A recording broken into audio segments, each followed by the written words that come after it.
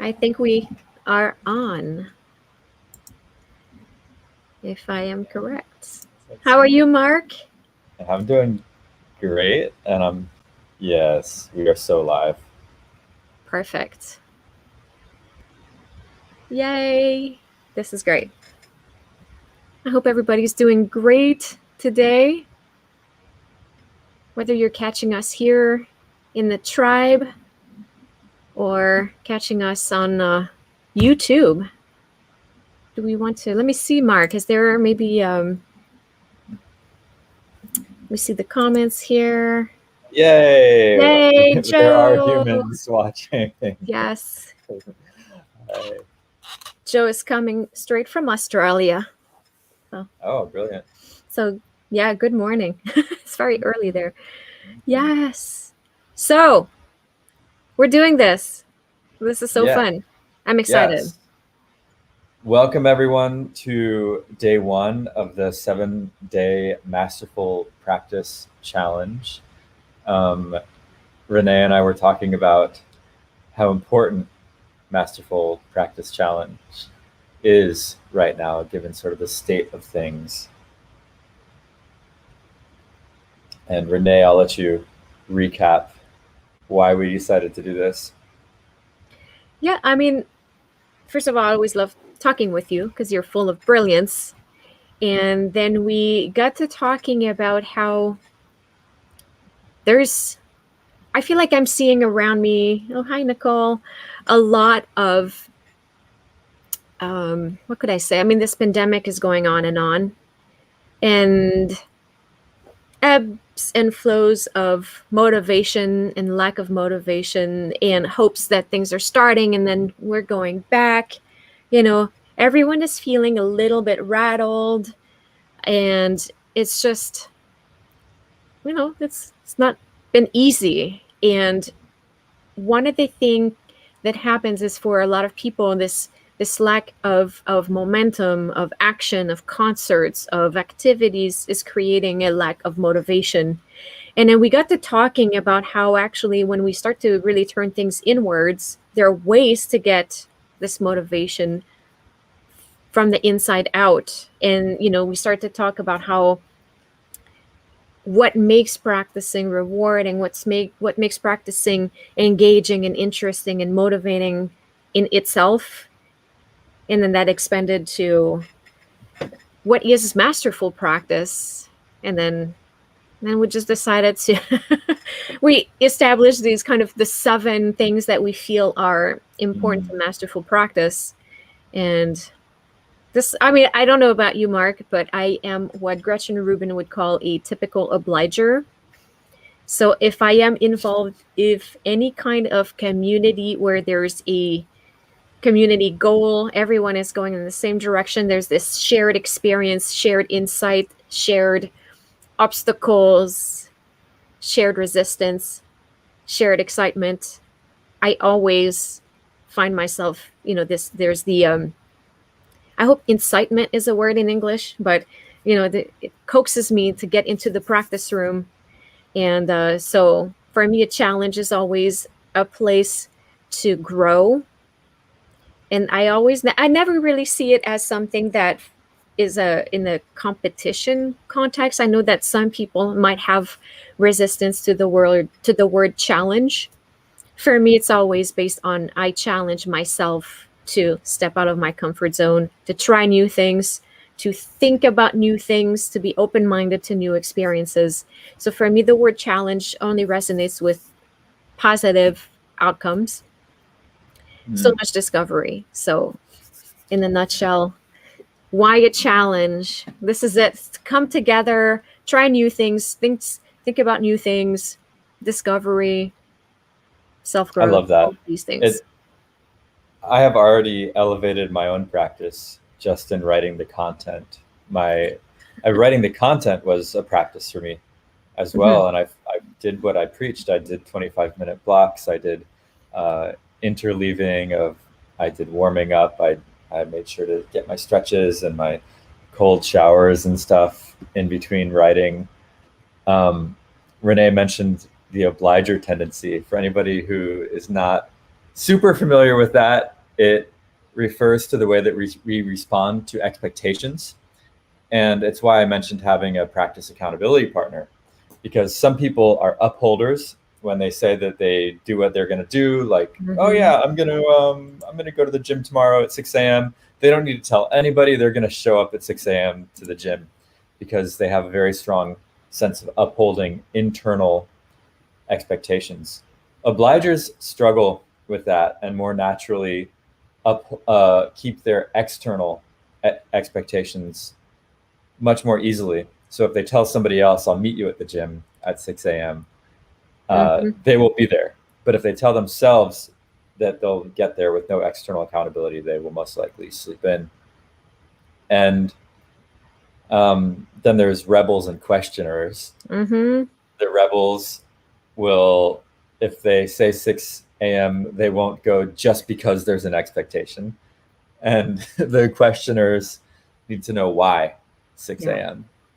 And it's worth asking yourself how you respond to expectations, because when you know your strategy, whether you're an upholder or obliger, it's very worthwhile to work with that. Hey just wrote, there are cuts in the live event. I'm curious if this is for everybody. What that refers to. Hey, if you'd like to. I think it's Eric. Maybe it's your internet connection. Yes, maybe peut-être. Yeah. Terrible Canada internet. It's that French Canadian internet. Okay, it's good. Perfect. I have to say, Mark, I'm so excited to discover that you're also in the 4 tendency. We could geek on that for a long time. It's one of my favorite thing to share. I'm actually about to start a round of the music mastery experience, and that's one of the training that we have before the program even start is what is your tendency? Because I feel like when you understand how you can develop habits that are aligned with who you are and how you operate, then things unfold so much more organically. So this is really great. So, okay, there was no live session yesterday. This is it. You've not missed it. You're catching it right now. I think I might have had one email that had a mistake and said it was Saturday. I'm so sorry for that. And the other thing I want to announce is that we have this cool journaling prompt entering thing that emails you your journal responses back, and it broke last night around a little bit later than I'd like to admit. and there are about 30 journal responses that I'm so proud of, because everybody has been doing an amazing job of writing, but they won't be delivered to their emailers. If you want them, we have them. You just write us and be like, hey, didn't get it emailed to me, and we'll help you figure out what it is and send it to you. So I just needed to announce that it's all working now, and I've found a lot of benefit from journaling when the prompts are just there, step by step. It walks me through it. It gets emailed to you, and it's just very valuable. I highly recommend it. Yeah. So one thing that, Facebook user, you have not lost your contribution. That's right. It will be found. And the email address is support@modacity.co, or you can just ping us in the app and do that. So what do you say, Mark? We just kind of repeat briefly what the format that we have in mind for this challenge is, and we could tell I wanted to say the listeners, because I've got my podcast mind on. But for you guys watching, if you have any questions, you could start putting them here in the chat, and we could address them. And we could just go through the format real quick of how things are going to go for the next week. Sounds good to me. You want to go through it? Sounds good. So in a nutshell, you're going to get some pretty amazing emails starting to look like the emails from Mark are going to be amazinger than mine. Or at least longer. That was impressive. That was a really, really great email. So you're going to get an email with, the prompt for the next day, the suggestions, things for you to try in your practice that day. You're going to have your practice list and modacity that you're going to create, and you're going to, follow that format, take some notes if needed, follow your schedule, follow your plan. And also, Mark, I'll let you talk about the snapshot, but following that, there's going to be a prompt every day in the tribe. I'm going to post that in the morning. And if you want to bring that to the courtyard and hang out with everyone, share your insight from that session, share your thoughts, your questions as well, your struggles, things that have showed up that maybe surprised you, the little delights, or things that, got you to feel a little bit, some thoughts that pop at times make me feel, oh, I think the word I want to use is inadequate, but I don't know if that's the proper word. But just so you know, all sorts of feelings and thoughts could rise during this challenge. And we want to hear all about it, because I find that anything that pops up, you will find someone else is going through the exact same thing. So there's a lot of power in sharing that with others. And that's going to be so inspiring, and it can turn into a beautiful community brainstorm, and a lot of inspiration can come from that. So basically you read your email, use Modacity the way that it's prescribed so well by Mark, and share your thoughts and question in the tribe. Anything else I'm missing in here, Mark? No, that's it. It's always important to remember that you get in what you get out what you put in. Yeah. And when you're sharing with others, when you're doing the work, when you're doing the journaling, when you're actually reading the emails and following the suggestions, you're going to get a lot out of this, especially when you share and you ask your questions. Because those little questions that you have, one way you can approach it is to say, oh, I don't want to ask, or I'm not sure, I'll just let it be this gray, uncertain wall. And that wall is blocking you from what's on the other side of a new paradigm or an expanded version of your practicing. Absolutely. So I would say, even beyond following the instructions, the most important thing that you can do is to post on Facebook, if you're on Facebook, or at least just email. We've got, someone just mentioned Jared. he does an amazing job of supporting Modacity users, so you can always even write us in app.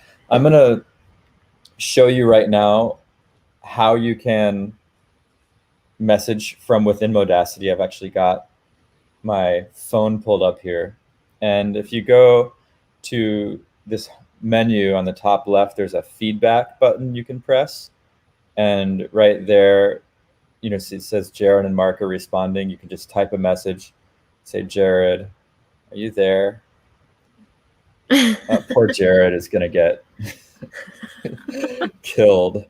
But that's available. Send him a few bags of coffee beans and yeah. I know.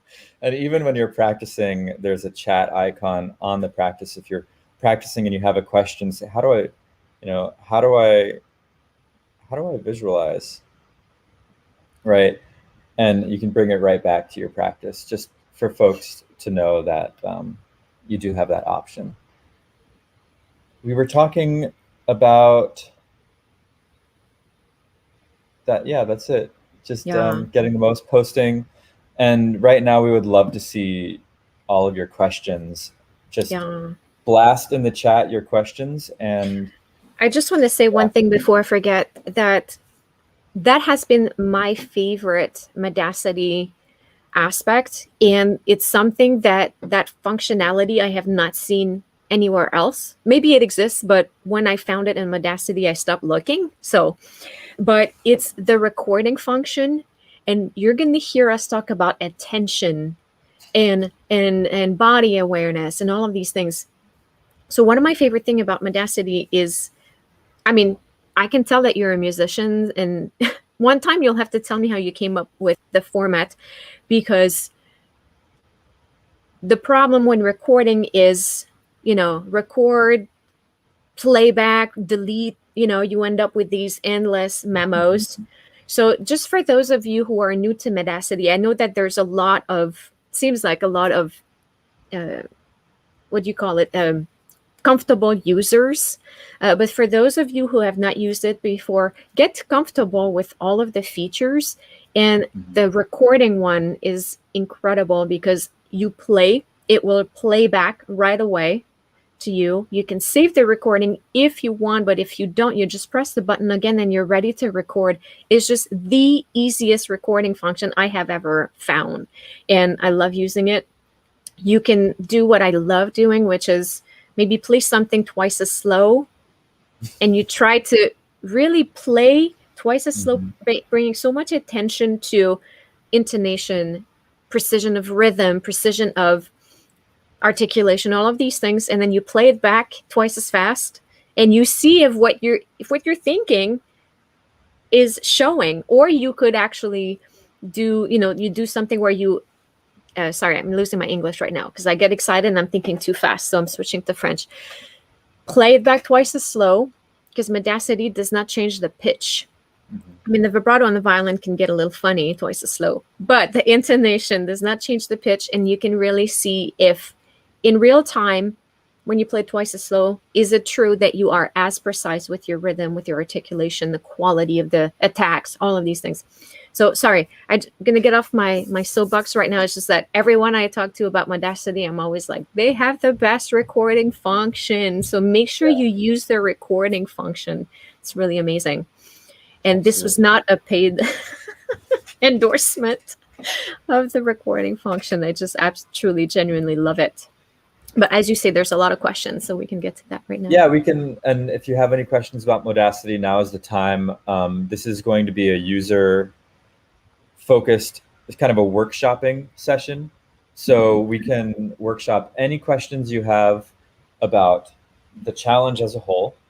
So why are we talking about time, intention, attention, body, emotions, impact, and integration? Any kind of questions or themes or requests on those. And Renee, I can't post in the Facebook group, but okay. Are you able to post from here into the Facebook? Yes.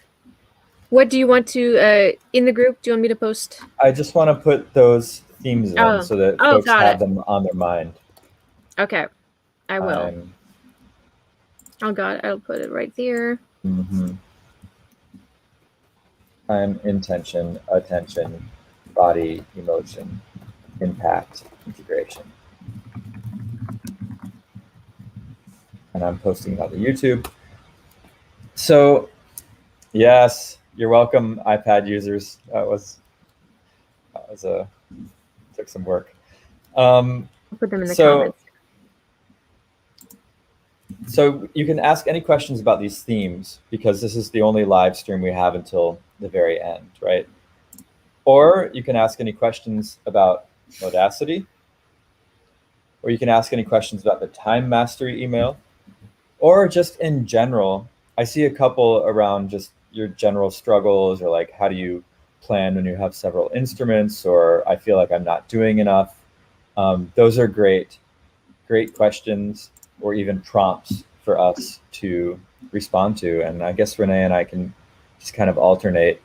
I've got one for our expert right here, which is this obliger question from Joe. And for those of you who are asking about being granted access, all 8 of you will be granted access right now. All 13 of you. Okay, there we go. You're in.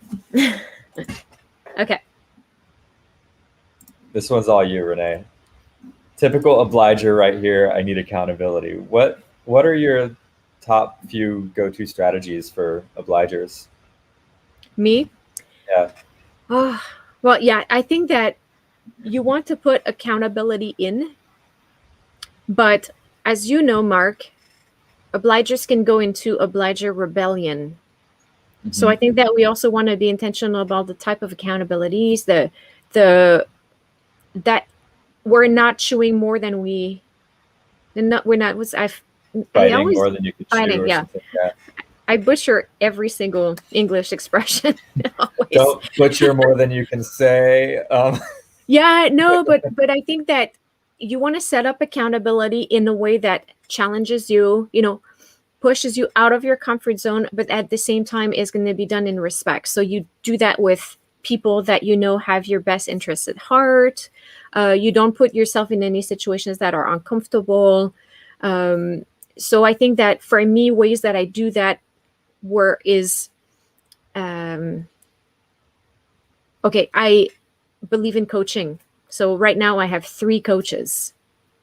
Uh, I wanted to show up and elevate my meditation practice, so I signed up for an expensive meditation program because I knew for that amount of money, I'm going to show up. I'm going to watch all of the trainings. I'm going to show up at all the meetings.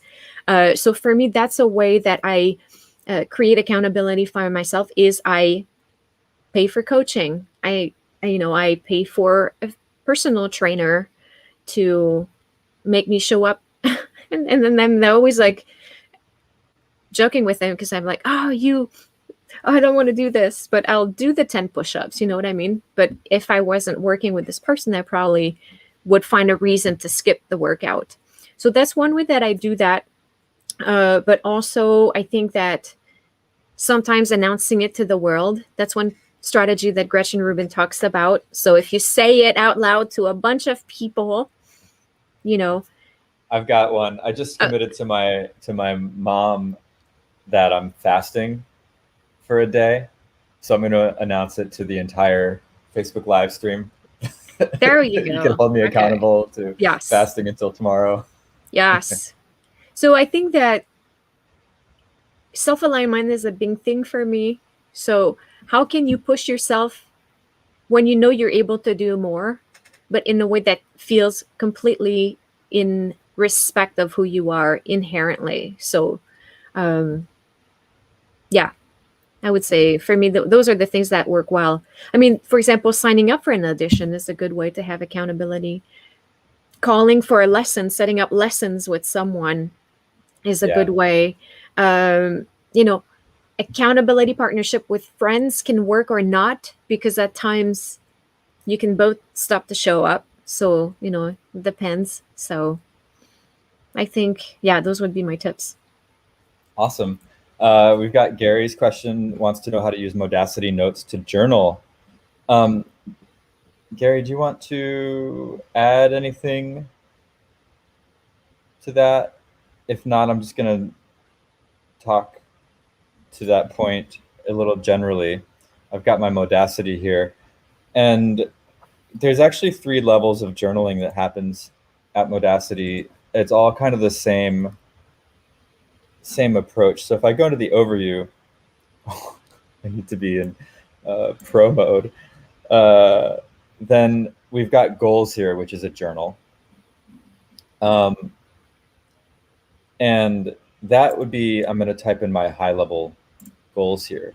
So maybe it is my high level goal right now is, okay, I see that to the title part and there's more. So the high level goal for me is, something like be a globally aware and artistically impactful musician, right? Now I can tap into this note and I can add things below that. So there's impact, there's what is global awareness, what does it even mean to be a musician, and maybe I want to journal under these. That's the idea for goals. When you have your practice lists here, say Masterful Practice Challenge, you can add notes to the practice list as well. So I can go stats and notes, and same thing here. I might say time mastery notes, right, from day 1. And that's when you want to use kind of the zoom in part. I can tap in and then say, okay, there was phase coherent interleaving, there was, Pomodoro technique, And then maybe that reminds me that I want to get a Pomodoro. Unfortunately, this app is stuck in free trial mode.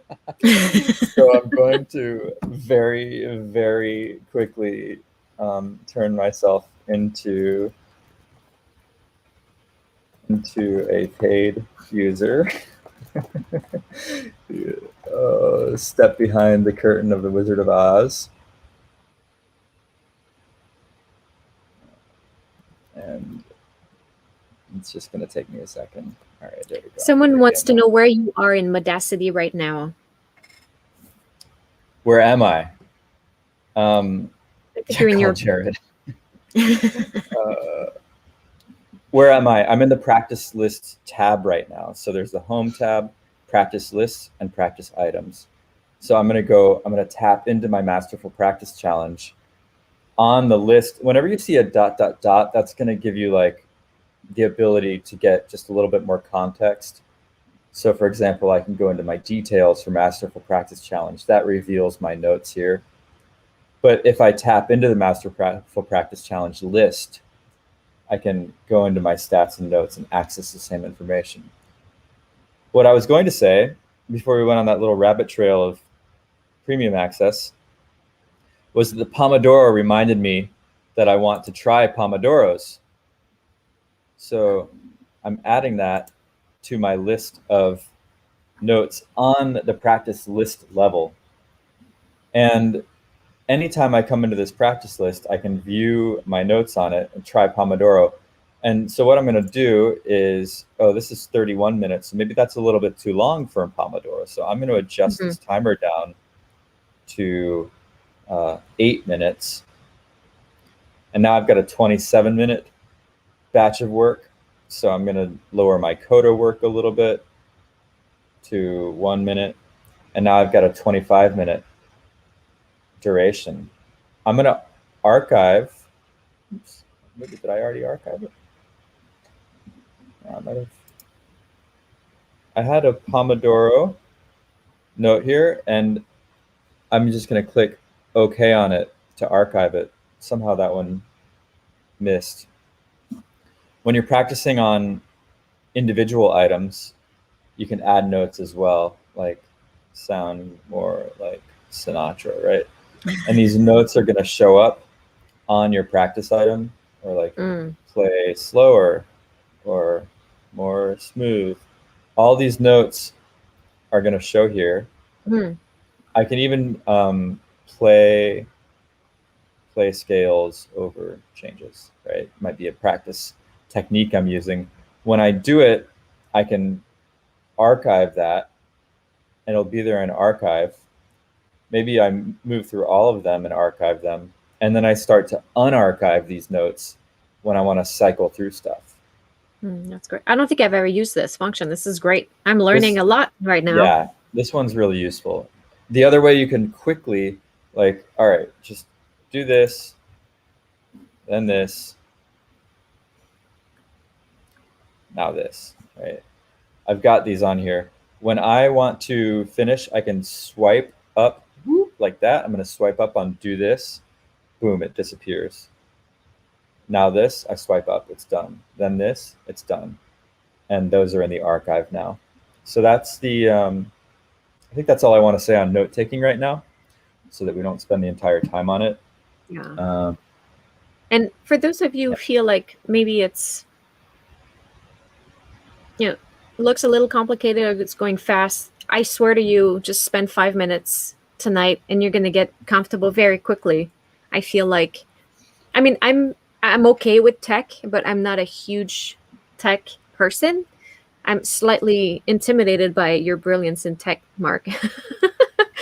And it didn't take me long to get very comfortable with Modacity. So if I can do it, anyone else can do it. Yeah. What do you suggest for planning when someone has a bunch of instruments in their practice rotation? That's a lot of instruments. Yes. That's I don't know. That's a really great question, because I only play one instrument. What would you say to this, Mark? Yeah, well, I play At most, I've never played like 10 different instruments, but I had a buddy of mine who learned 55 instruments in 1 year, and or 52 instruments in 1 year. He did a one instrument a week challenge, and he literally recorded a track, like a pro level track on each instrument for 52 Mm, weeks. It was insane. Now, yeah. granted, he said like, all right, flugelhorn is different from trumpet.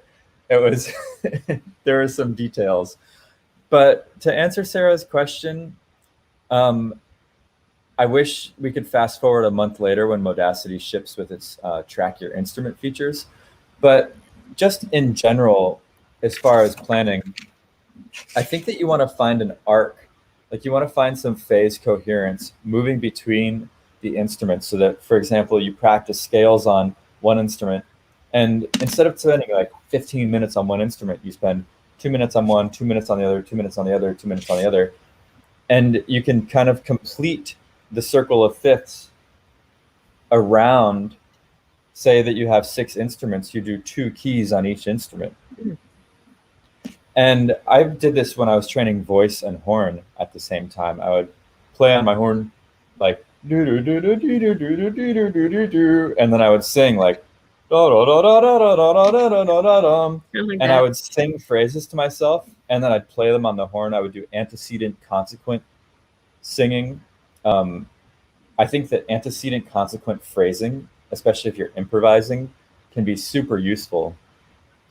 This doesn't get quite down to planning, but all I would say is that maybe you check in with your priorities and budget your time based on your priorities, your ongoing projects, your repertoire. And if you have a practice list that's already set up in advance that covers your priorities, you can take a look at it at a glance and say, all right, this is covering, this woodwind, this keys. Does that make sense, Sarah? Or do you want a little bit more?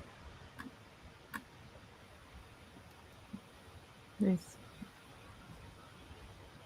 We'll come back to it if she wants more. Yeah, like later she says, not feeling like I can do it all justice, so I don't pick up any of them, to be honest. Yes. Mm. And that applies for anyone who feels like they have too much music to learn. Concertos, orchestra pieces, big auditions with million of excerpts. And that happens. You don't want to practice because there's this overwhelming sense of having too much to do and not enough time to cover it all. So then what you just said applies to everyone playing just one instrument, but feeling overwhelmed with the quantity of items to do. Same strategy. This is a really deep one. It comes down to values and standards, and being really clear with yourself about what your values are and what your standards are. Mm-hmm. What does it mean to do it justice? Exactly. You may have some unrealistic standards for yourself, and you may have some unrealistic values about how much time and how you show up for this stuff. I find it very difficult. I have high standards for myself, and a lot of times that also prevents me from uh, doing something good because it's not perfect. Yeah. So I would just say maybe even for each instrument, consider journaling for 3 or 4 minutes. Like, what does it mean to do this instrument justice? Right now, May 2021, what does it mean to do it justice? And then ask yourself, go back and say, is that realistic?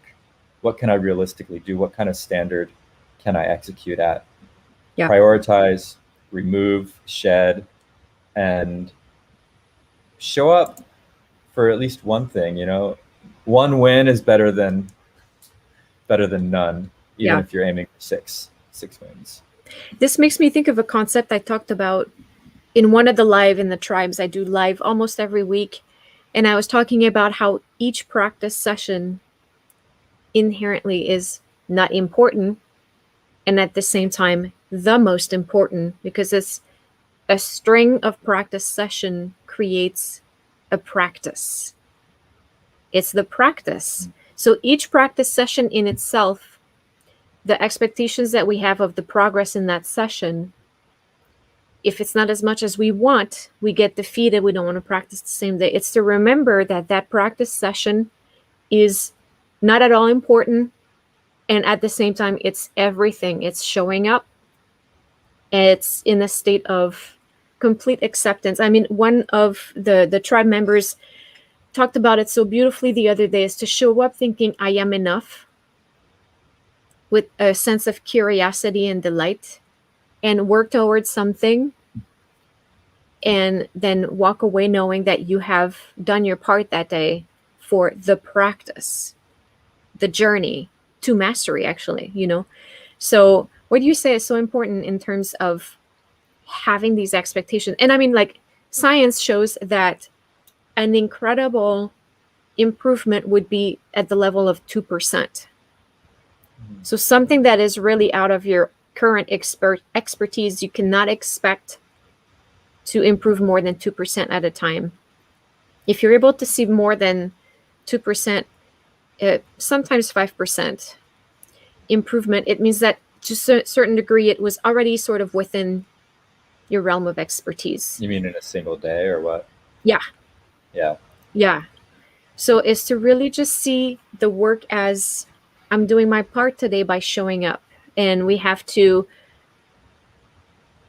it's okay to have expectations. It's okay to have goals.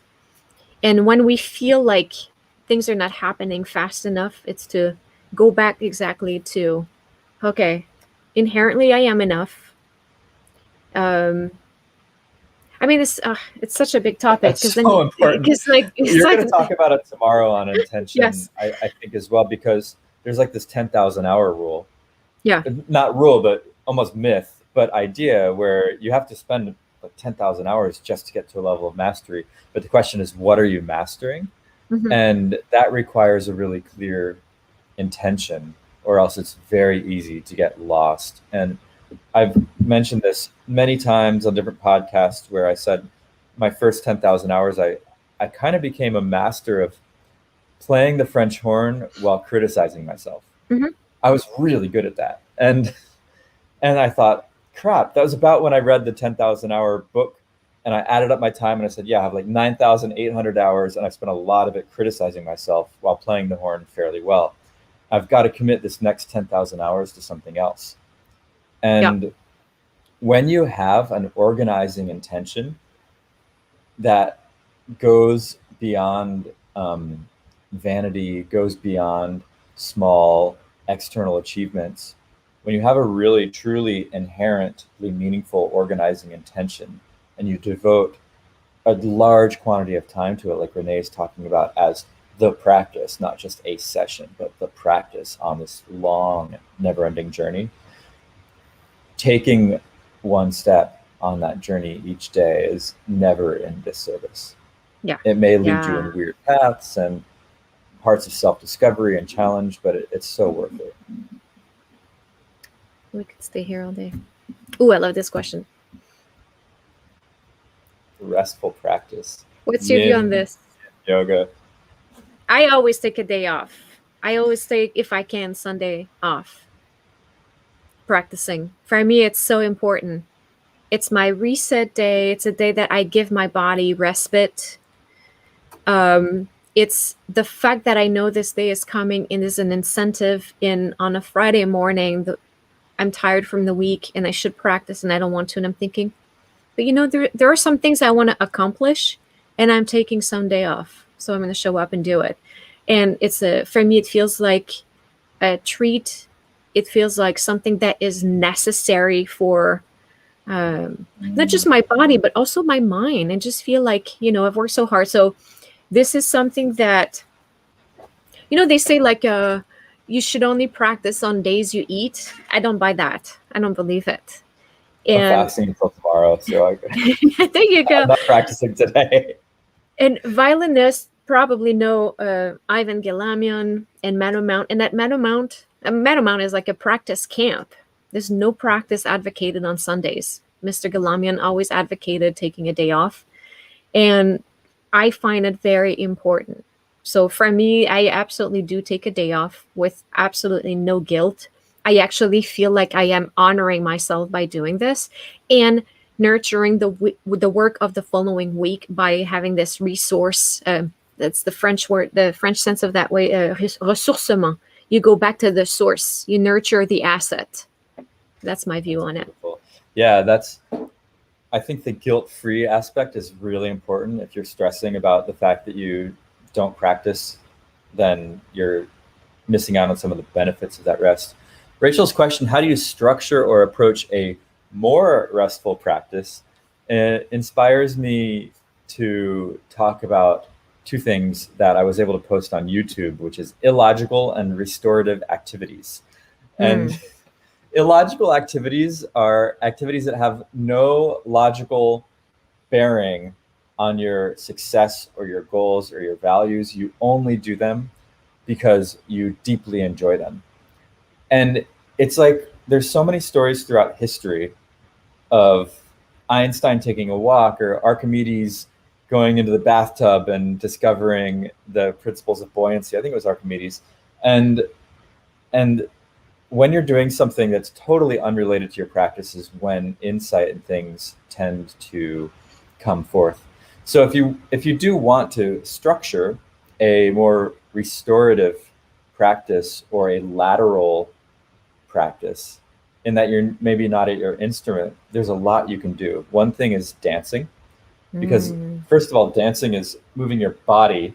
So it's restoring you from all of the bilaterally asymmetric movements that are inherent to playing an instrument.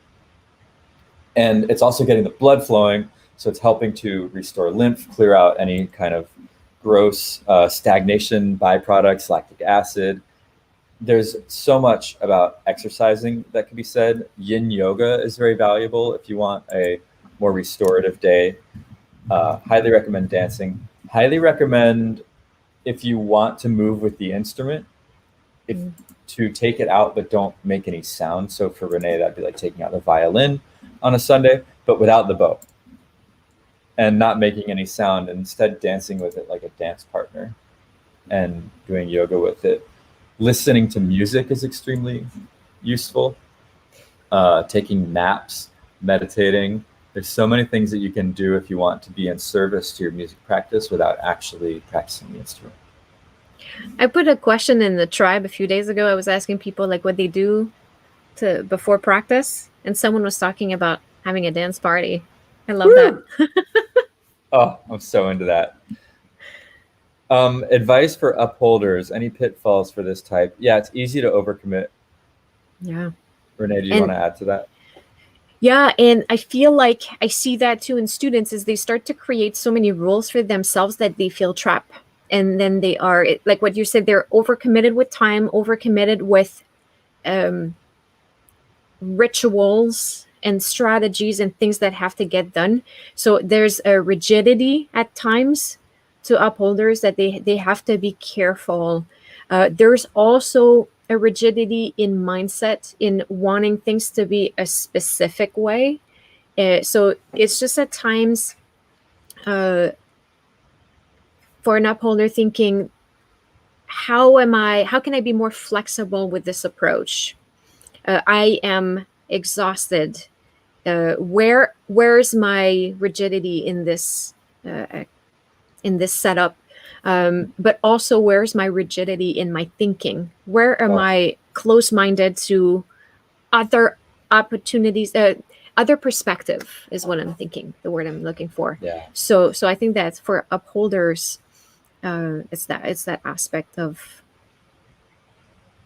wanting to do everything perfectly, if in very specific ways. So how can incorporate more flexibility to life, regimen, practice, all of these things. There's something called a therapeutic double bind in the art of therapy, psychotherapy. Write that down. Say that again. Therapeutic double bind. So an example of a therapeutic double bind for an upholder is that you uphold as a primary commitment your commitment to flexibility and spontaneity. And all of a sudden, well, I have to be spontaneous, so I can't uphold this one. It binds you in a way that liberates you. Yeah. So that would be my suggestion for upholders, is to make sure that you have some values and for yourself that are around freedom, keeping time free, making space for the unknown, because there's so much magic to be had in that Yes. unknown space. Yeah. I have a good example for this. I had an upholder student who, at some point, was walking in the corridor on my way to a concert. She was practicing, so I knocked on the door and I said, this amazing performance is about to start. And she said, I can't. I haven't done all of my hours of practice today. And I thought, but you have to go listen to this concert. Like, so this is a good example of how at times we're closed to ideas, opportunities, things that could expand our universe because we are really caught in these rules of our own doing. So, yeah, therapeutic double bind. I'm going to keep that in mind. There's some really, if you Google it, there's some really, really good examples that are not coming to the top of my head right now. With interleaf practice, is it splitting up the amount of time you would typically spend on a certain aspect, but in smaller time areas, like 30 minutes on different aspects? That would be more the idea of divide and conquer what you're describing, where you've got a 30-minute block on a piece and you're like, all right, 5 minutes on rhythm, 5 minutes on tone, 5 minutes on phrasing. Interleaf practice is more about leaving the learning stimulus entirely. So it's like volleyball, tennis, math, volleyball, tennis, math, or something.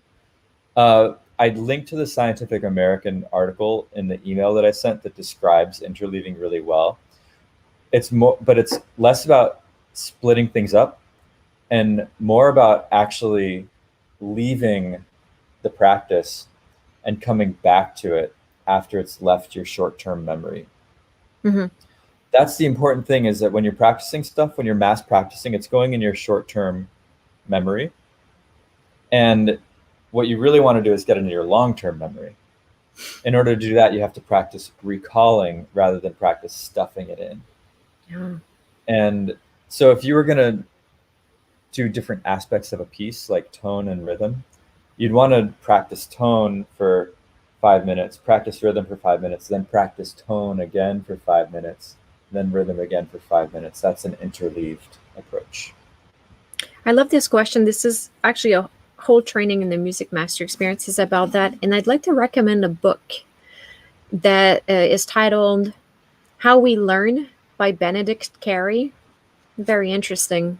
It talks a lot about the methods of learning, and interleave is something that works extremely well. Another fun technique, you can use your Modacity app to remind you every 15 minutes, and you can pick up that one passage in one piece that's giving you trouble. And when you're, done with whatever time session that you were in, can you just play that passage or whatever instrument? So, yeah. Beautiful. Sarah, I see your stuff about gigging and no shows and using shows as accountability to work on your instruments. I so hear that. By the end of this week, with intention mastery and impact mastery, hopefully you're going to be quite a bit further along in getting a more intrinsic path for yourself. Just wanted to shout that out. Somebody asked, can you explain what goes in a practice list and what goes in practice items and why? You can't mess it up. Just put something down. What do you think goes in your practice list? That's a good place to start. That's a really good question. Sorry to interrupt. I just want to say this for everyone to hear is don't be afraid of doing this challenge, or someone up there called it something different. This experience or event. Experience, yeah. Event. I like this. Following rules or doing it right. Yeah. Just try things. You can't mess it up. That's it. Sorry, Mark, you can go ahead. I will not talk. Okay, I'm gonna get deep into it. No, that was actually the most important answer to this question. It's like, try it, see how it works for you. For me, a practice list offers the following benefits. I can put items on and off of it. I can reorder it. I can interleave. So I can have, for example, autumn leaves like 3 times on a practice list. But on a practice item, I don't have that much granularity inside of an item. So when I need a lot of granularity and the ability to interleave and duplicate, I use a practice list. When I want a sequence of items to just press start and move me through it, I use a practice list. When I have an item, I think of that as like the atom, the atomic unit, if you will, of practice. It's something that I'm going to practice maybe for the rest of my life. It's a song, it's a scale, it might be like a piece of a song, and I'm going to track my beats per minute on it. I'm going to maybe write notes on it. I'm going to track my mastery on that specific thing. You don't track your mastery on a practice list. It's more like a set list. I think hopefully that clears things up. Feel free to post another question.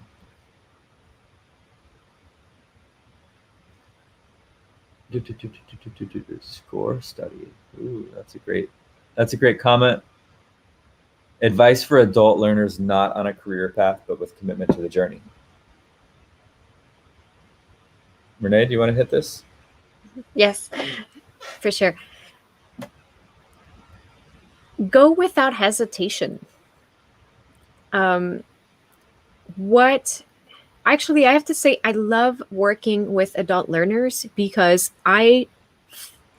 it's such an amazing reminder as to why I'm doing this. The enthusiasm that I see and the dedication is hugely, hugely inspiring for me. And so this, what I call beginner's mind, is what will lead your search. Sorry, now I think I am not making sense. It makes sense in my head, but oh, sorry, I lost the. Oh no, you have it here. With commitment to the journey, I think that you're already on the right path, and you stay committed to this curiosity, to this delight in the fascination with this exploration, everything that you can find along the journey. So I would say just absorb what is needed. Always, I would maybe you can find the word for me, Mark. It's not second guess, but it's you don't take what you hear at face value. You always say, okay, how does that resonate for me? How can I apply this in the way that works for me? And just never have a fear of trying anything. Mm-hmm. Does that answer the question? I think beautifully. I'll add that the difference between a career path and the amateur path, if you will, amateur meaning you're doing it just for the love of it, and is that you don't have the same constraints as a career. And sometimes those constraints can really drive your action. Well, holy crap, I have to play Mahler Symphony next week. I better learn how to play all these licks. Or I've got this show next week, I need to learn the music. I need to be able to play it on these instruments. When you're on the amateur path, you don't have so many constraints. And for someone where constraints are helpful, my suggestion would be find some constraints. We'll talk on impact mastery about how you can look to perform for others, or channel the output of your practice somewhere that you're accountable to. Or just say, hey, I'm going to only practice in the key of F sharp minor this week. Every single song, I'm going to do it on F sharp. Challenge yourself to find constraints, and it'll be really interesting. It'll make you grow in new ways. I'm seeing the comment here from Rachel. She's talking, she didn't realize she was an upholder. So for everybody else, I'm going to put the link to the quiz here if you're curious as to what your tendency is. It's a super so valuable. It's just a quick quiz, super easy. So valuable.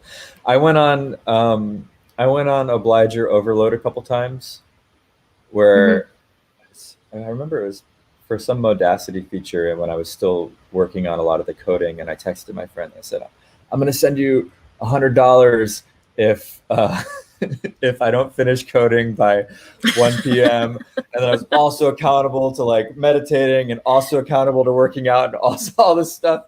And I ended up having to send this $100 to my buddy of mine because I just couldn't keep all my commitments. And later down that road, when I was really had three accountability groups I was in at one time, and of course I'm accountable to everybody that's a Modacity user and just accountable in many ways. I started leaning on this idea of like, oh, I want to get something done. I'm gonna make a commitment for myself external to me to make Hmm. sure I get that done. And I overcrowded my life with commitments, like you were describing. It just choked me, and I had to. Guilty of this. You gotta just sometimes make commitment bankruptcy. Just Hmm.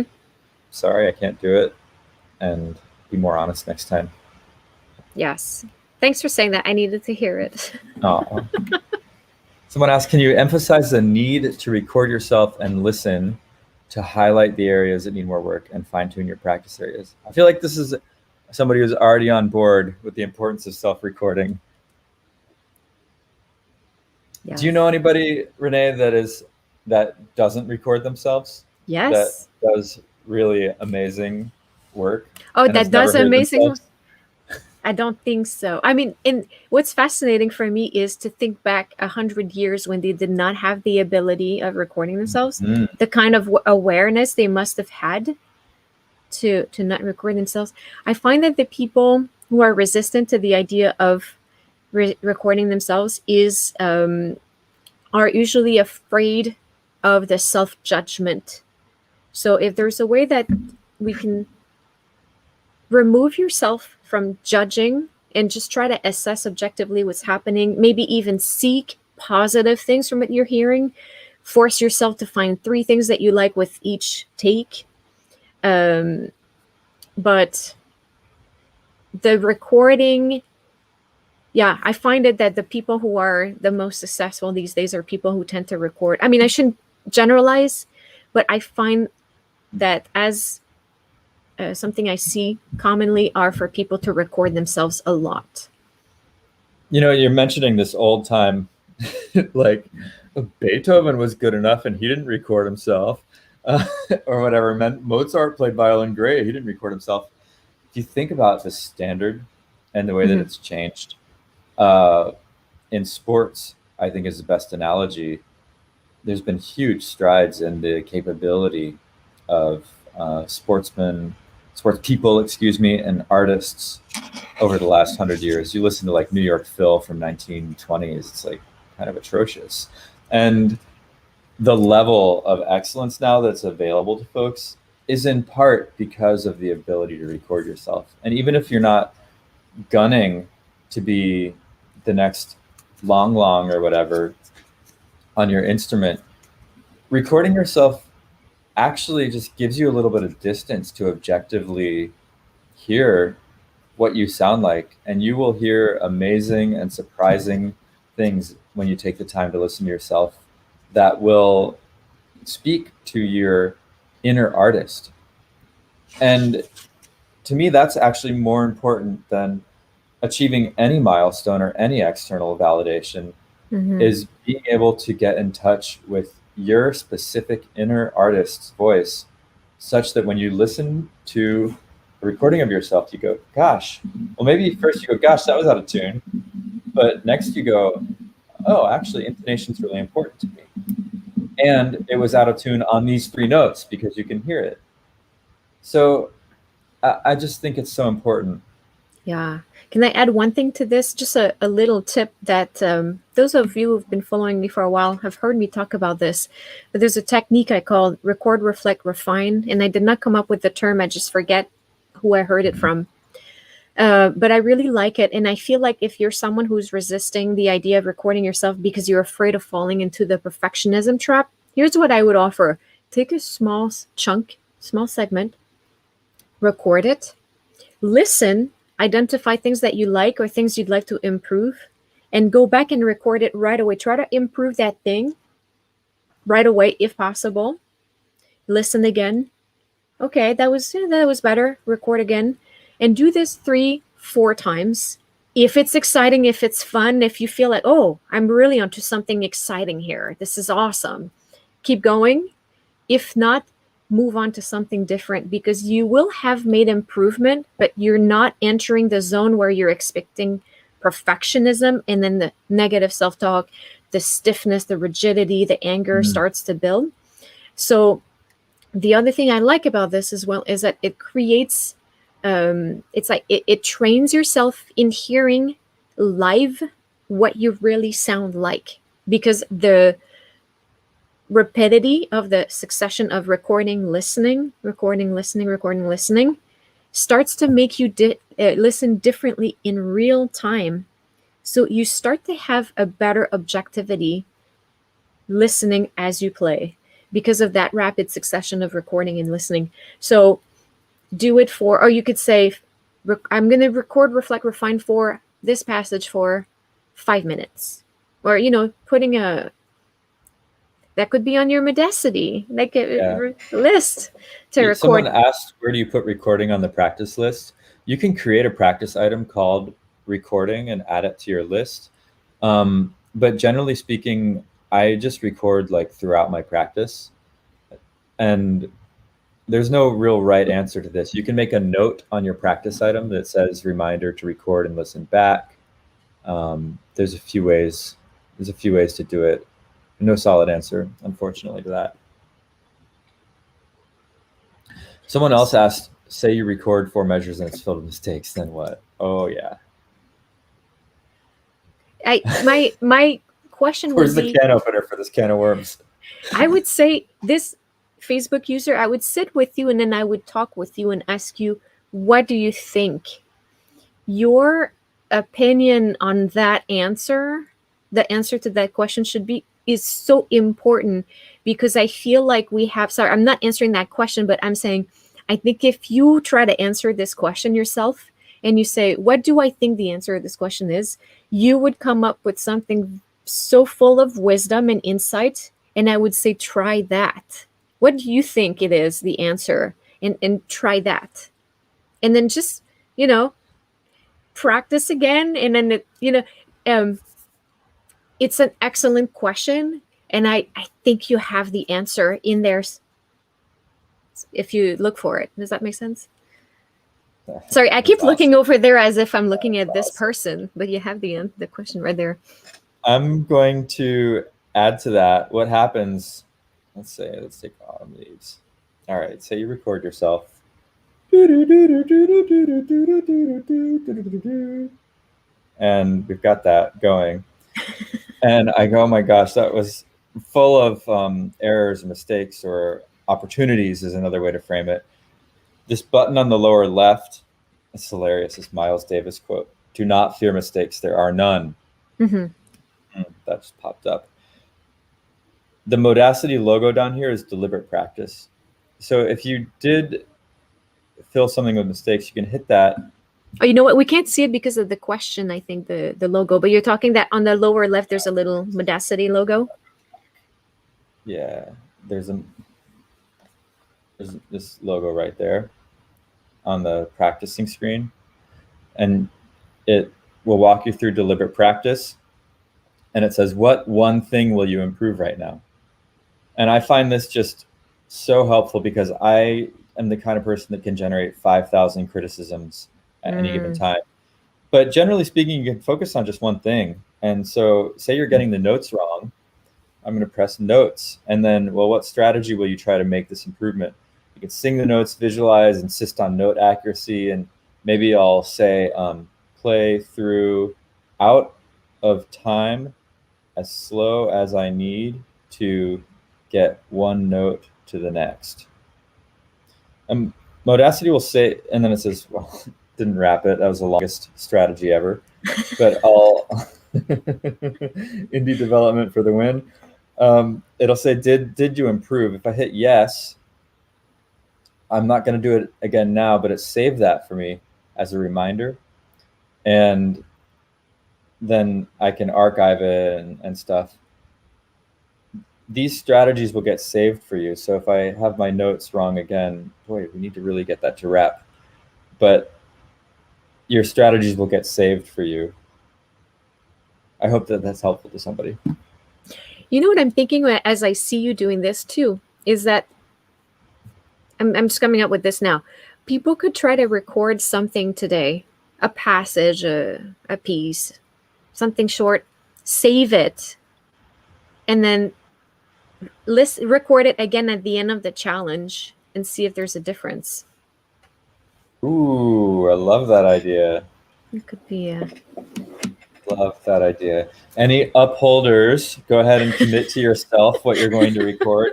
Any obligers, go ahead and post in the chat one song or part of a song that you might want to record. Any questioners, I can explain to you why this is going to be helpful. And any rebels, you don't worry, you don't need to record anything for this challenge. But if you want to, you can. Yeah. Alessandra said, is it cloud-based or do I need to choose my designated device? Yeah, it is saving everything except recordings in the cloud. Recordings aren't saved in the cloud. And I think that sometimes you need to hit like a manual sync button to get things to sync up just right. But yeah, your data is saved in the cloud. All right. Should we slowly wrap this up? Well, in the interest of time mastery, one of the principles is to leave things even while they still feel with a lot of energy. That's good. It is, because you'll get back to it. So we can quickly wrap things up. Yeah. Thank everybody for attending. If anyone, like I said, there's going to be a post in the tribe every day. Yeah. You do your practice in Modacity, and please share your insight and your questions. I'm going to be checking it. I'm sure Mark's going to be checking it too. And if you have any questions, and all users, all participants can also answer, because there is so much collective wisdom in any room. So this is another place where to put all of your questions throughout the challenge. Yes. Please explain while this was helpful. Thank you, everybody, for attending, and we'll be giving you our email tomorrow on intention. Really looking forward to that. And please do, like Renee said, use the group. It's really, really there for you. So thank you. Thank you for coming. Thank you.